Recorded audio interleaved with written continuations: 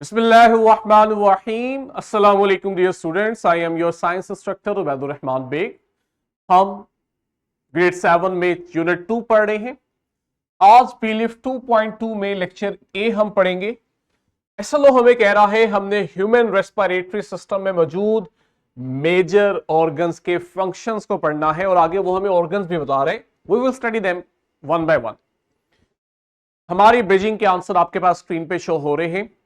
Focus है जी human respiratory system और इसमें भी जो ऑर्गन्स आज हम पढ़ रहे हैं वो नोज, फेरिंग्स एंड लेरिंग्स है। राइट? अब रेस्पिरेटरी सिस्टम अगर आपको याद हो ग्रेड 6 में हमने पढ़ा था कि it is an organ system. An organ system is composed of more than one organs. तो इसका मतलब इसमें भी बहुत सारे ऑर्गन्स मिलकर रेस्पिरेटरी सिस्टम बनाते हैं ताकि हमें ब्रीदिंग हो सके। और अभी हम प्रीवियस लेक्चर में पढ़ के आए, ब्रीदिंग में ऑक्सीजन बॉडी में एंटर हो रही होती है और कार्बन डाइऑक्साइड रिमूव होती है।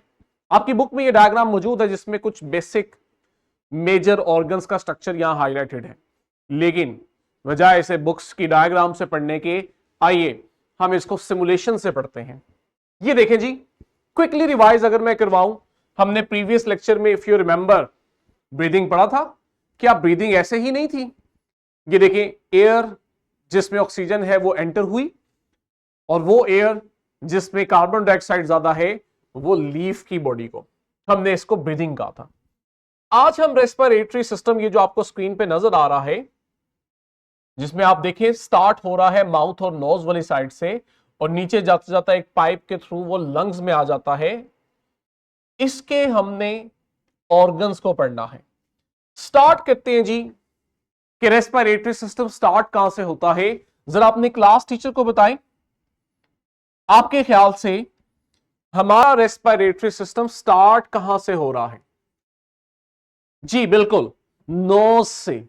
ये देखें, यहां पे आपके पास वो एयर जिसमें ऑक्सीजन रिच है वो नोज के थ्रू आपके रेस्पिरेटरी सिस्टम में एंटर हो रही है। और अगर आप गौर करें, बिल्कुल नोज की बैक साइड पे खाली जगह है, कैविटी है, जिसे हम नेजल कैविटी का नाम देते हैं। ये बड़ा इंपॉर्टेंट है कि नेजल कैविटी में ऐसा क्या हो रहा है, इसे जानना। बच्चों, नेजल कैविटी में हमें दो स्ट्रक्चर्स मिलते हैं। एक हम कहते हैं यहां पे हमें बहुत छोटे हेयर मिलते हैं और दूसरा इसके अंदर की तरफ एक लिक्विड की लेयर होती है जिसको आप म्यूकस कहते हैं, स्टिकी फ्लूइड होता है। अब आपने अंडरस्टैंड करना है ये दोनों स्ट्रक्चर करते क्या है। ये जो एयर हम इनहेल करते हैं ना, इसमें एक तो स्मॉल डस्ट पार्टिकल्स होते हैं और दूसरा इसके अंदर जर्म्स होते हैं, माइक्रो ऑर्गेनिज्म होते हैं। जैसे ही ये एयर आपके नेजल कैविटी को पास करती है बच्चों, तो ये हेयर और म्यूकस मिलके इन डस्ट और जर्म्स को ट्रैप कर लेते हैं ताकि आपकी एयर फिल्टर्ड हो जाए। तो पहला काम इन्होंने क्या किया, हमारी एयर को फिल्टर कर दिया ताकि वो रेस्पिरेटरी सिस्टम की डेप्थ में जब जाए तो वो क्लीन हो।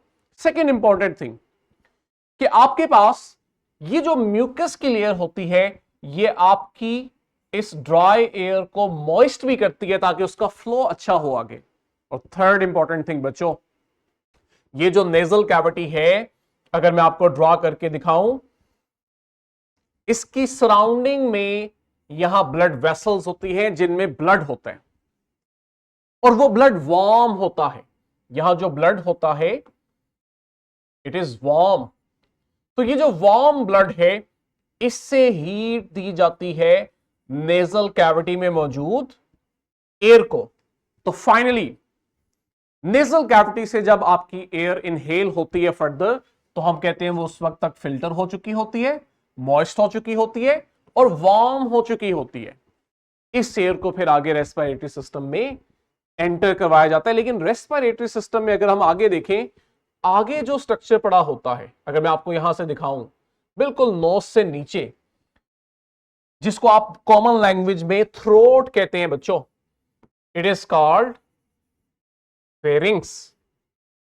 अब फेरिंग्स जो है ना, ये कॉमन पाथवे है। अगर मैं आपको यहां से भी दिखाऊं, आगे की तरफ आपके रेस्पिरेटरी सिस्टम के स्ट्रक्चर पड़े हैं, अभी मैं नाम नहीं ले रहा, और पीछे की तरफ बच्चों आपकी एसोफेगस है जिसको आप फूड पाइप का नाम भी देते हैं। इसका मतलब यह है कि आपके नोज से एयर आ रही है या आपके माउथ से फूड आ रहा है, दोनों ने फेरिंग से गुजरना होता है, इसलिए फेरिंग्स की अहमियत ज्यादा है। अब यहां फेरिंग से फिर डिसाइड किया जाता है कि एयर चली जाती है आपके रेस्पिरेटरी स्ट्रक्चर्स में और फूड चला जाता है पीछे मौजूद फूड पाइप एसोफेगस के अंदर। हम चूंकि रेस्पिरेटरी सिस्टम की बात कर रहे हैं तो हमारे लिए यहां पे ये देखें, डू यू सी कि वो एयर नेजल कैविटी से पास करते हुए फेरिंग्स में आ रही है और फेरिंग्स से होते हुए देखो आगे की तरफ जो रेस्पिरेटरी स्ट्रक्चर है, ऑर्गन है, उसमें एंटर हो रही है। और हम इस स्ट्रक्चर को बच्चों नाम देते हैं लेरिंग्स का। यानी हमने आज पढ़ा कि नेजल कैविटी से एयर को फिल्टर, वार्म और मॉइस्ट किया, फिर पास किया फेरिंग्स में और फेरिंग्स से फाइनली उसको लेरिंग्स में दिया। यहां से अब वो आगे विंड पाइप में जाती है बच्चों।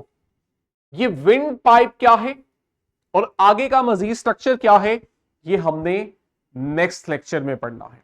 तो अगर आप अपनी बुक को देखें, you have already studied nasal cavity, pharynx and larynx, right. और लेरिंग्स के नीचे ट्रेकिया। तो आई होप सिमुलेशन ने हमारे लिए इस लेक्चर को ज्यादा इंटरेस्टिंग बनाया। मुझे उम्मीद है कि आप बच्चे अब आसानी से अपना क्लास वर्क, फॉर्मेटिव चेक और होमवर्क थ्राइव परफॉर्म करेंगे। यहीं से बच्चों कंटिन्यू करेंगे। टिल देन, अल्लाह हाफिज।